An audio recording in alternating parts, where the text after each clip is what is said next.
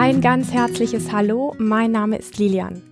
In diesem Video möchte ich mit dir darüber sprechen, wie unverarbeiteter Stress sich negativ auf deine Haut und Neurodermitis auswirken kann und was du tun kannst, um diesen Stress, um angestaute Emotionen, um Ängste und Sorgen abzubauen. Dass die Haut auch als Spiegel der Seele bezeichnet wird, ist keine neue Erkenntnis. Aber alleine das zu wissen, hilft nicht wirklich weiter. Unsere Haut wird ja auch als Grenzorgan bezeichnet und ist die äußere Barriere unseres Immunsystems. Es ist mittlerweile wissenschaftlich erforscht, dass chronische Belastungen, insbesondere Dauerbelastungen, langfristig das Immunsystem aus der Bahn werfen können, weil bestimmte Botenstoffe entweder zu viel oder zu wenig ausgeschüttet werden, was wiederum die Haut belasten und empfindsamer machen kann. Vielleicht kannst du sogar einen ganz direkten Zusammenhang zwischen stressigen Situationen in deinem Alltag und Neurodermitis-Schüben erkennen. Da wir unsere Umwelt mit ihren Herausforderungen oft gar nicht in irgendeiner Form ändern oder beeinflussen können, geht es also eher darum zu schauen, was du in dir ändern und was du für deinen Körper und deine Haut tun kannst, also wie du selbst Verantwortung für deine Hautgesundheit übernehmen kannst, anstatt mit deinem Fokus an den äußeren Umständen hängen zu bleiben, was ja oft gar nichts bringt, weil die Dinge oft einfach so sind, wie sie nun mal sind. Und genau dafür, nämlich, dass du aktiv etwas für dich und deine Haut tun kannst, dafür gibt es eine Übung, die unverarbeiteten Stress, angestaute Emotionen, Ängste und Sorgen abbaut. Und diese Übung wird in ihrer Wirkung oft unterschätzt, ganz einfach, weil sie relativ einfach erscheint. Und diese Übung heißt das sogenannte Körperschütteln. Diese Übung kennen wir und du kannst es bei Tieren wirklich abschauen, bei Tieren vor allen Dingen in der Natur.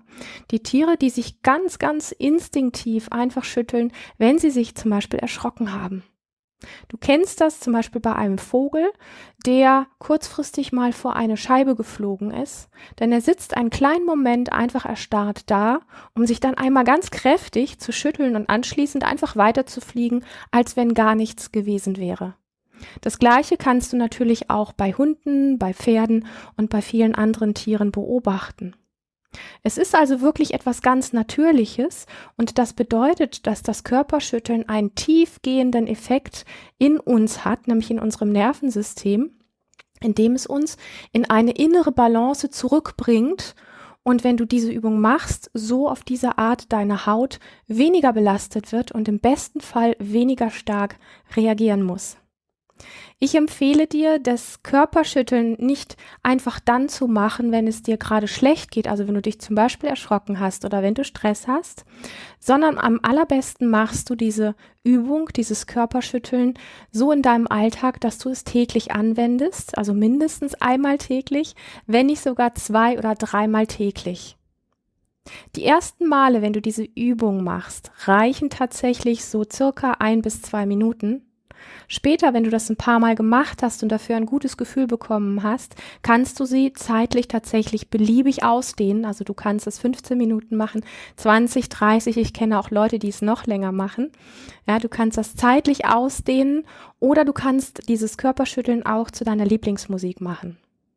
Das Körperschütteln bringt deinen Körper und dein ganzes inneres System wieder in eine Balance. Es baut übermäßigen Stress und belastende angestaute Emotionen ab, sodass deine Haut weniger stark in Mitleidenschaft gezogen wird. Und hier kommt die Anleitung für deine Körperschüttelübung.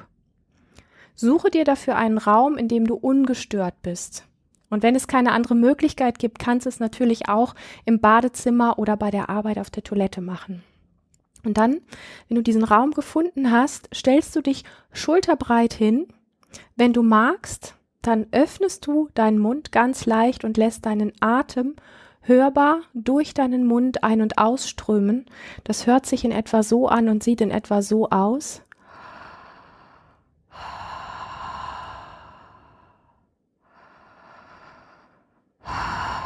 Und das machst du während der ganzen Übung.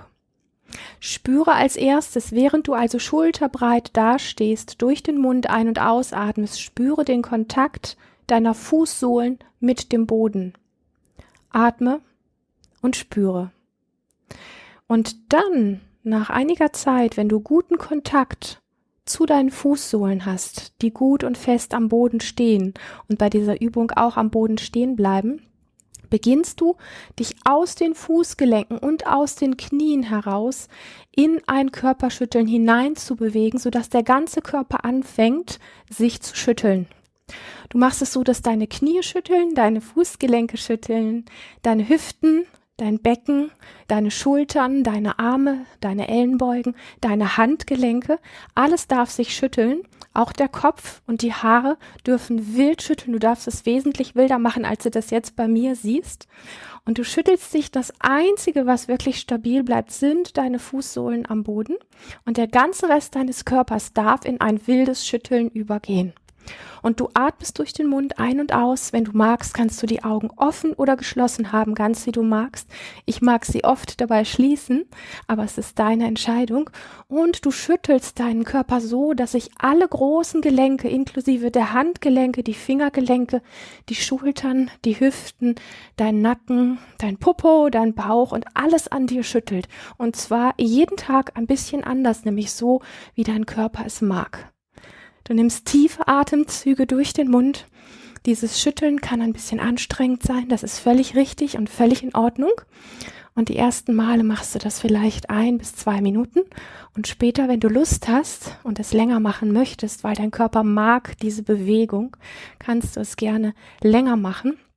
Und vielleicht kannst du es auch ein bisschen genießen.